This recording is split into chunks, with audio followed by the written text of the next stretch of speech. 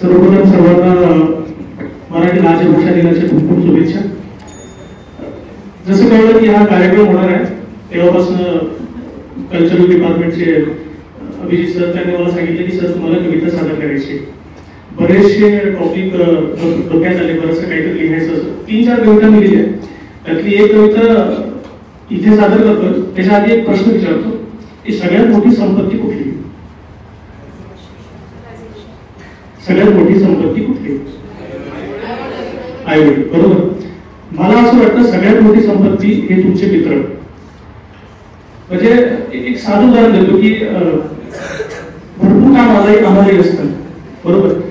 पण जेव्हा आम्ही सर्व टीचर्स एकत्र येतो, फ्रेंड्स आम्ही सगळे जेव्हा सोबत येतो, जगातलं कितीही मोठं दुःख असू द्या, जगातलं कितीही मोठं टेन्शन असू द्या, थोड्या वेळासाठी तुम्ही ते सगळं विसरून गेलेले असतात। तर त्या मित्रावर मी एक कविता केली। तुमचाच एक मित्र डोक्यात ठेवा जो तुमचा खूप जास्त जवळच आहे आणि त्याला तुम्ही ती कविता सादर करताय, त्या पद्धतीने आपण इथे सादर करतोय। कवितेचं नाव आहे एक मित्र हवाच ना। एक मित्र हवाच ना, चहाच्या टपरीवर बसायला, एकांतात बोलायला, चल रे काम नको घेऊ, शब्द मराठी बोलायला, एक मित्र हवाच ना, चहाच्या टपरीवर बसायला। भांडण कुणाशीही झाल्यावर पुढे येऊन मार खायला, भांडण कुणाशीही झाल्यावर पुढे येऊन मार खायला, ठणठणीत उभा असूनही रडके नाटक करायला, एक मित्र हवाच ना, चहाच्या टपरीवर बसायला। वादळे 100 येतील भक्कम उभा सांभाळायला, वादळे 100 येतील भक्कम उभा सांभाळायला, कधी येतं ते पण एकटे पण भरायला, एक मित्र हवाच ना, चहाच्या टपरीवर बसायला। शाळा घरी जिवंत होते मित्र जेव्हा असतो सोबतीला, शाळा घरी जिवंत होते मित्र जेव्हा असतो सोबतीला, असू दे कितीही रटाळ टॉपिक क्लासमध्ये, असू दे कितीही रटाळ टॉपिक, इशारे नखरे वाकडं दाखवायला, एक मित्र हवाच ना, चहाच्या टपरीवर बसायला। डब्यात त्याच्या भाजी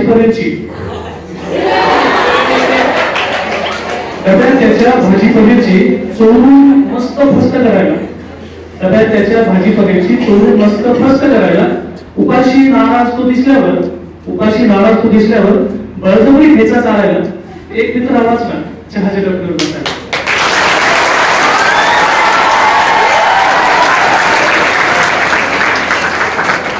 शाळेची लाईफ संपल्यानंतर कॉलेज लाईफ सुरू होते, कॉलेज लाईफ संपल्यानंतर तुमचा संसार सुरू होतो, सगळ्या गोष्टी होतात।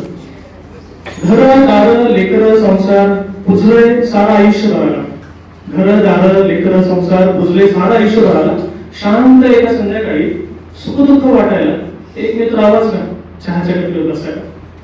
शेवटचे 2 कडवे, अरे तुझ्यासाठी काय पण बोलून नुसत्या पुशारके मारायला, अरे तुझ्यासाठी काही पण बोलून नुसता पुशारके मारायला, भूताची गोष्ट जोरदार फटाटा आणि प्रेमळ शिवी हसाडायला, एक मित्र हवाच ना, चहाच्या टपरीवर बसायला।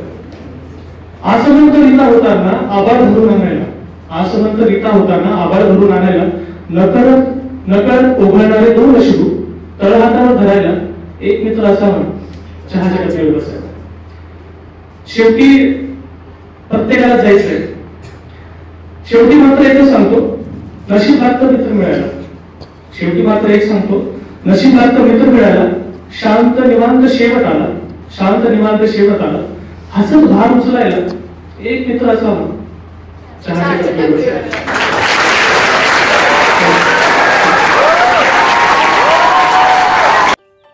मित्रांनो, ही कविता आवडली असल्यास कविता नक्कीच आपल्या मित्रांसोबत, शिक्षकांसोबत शेअर करायला विसरू नका आणि आम्हाला कमेंट सुद्धा करायला विसरू नका। आणि अजून चॅनल आपण सबस्क्राईब केलं नसेल तर चॅनल सुद्धा सबस्क्राईब करा।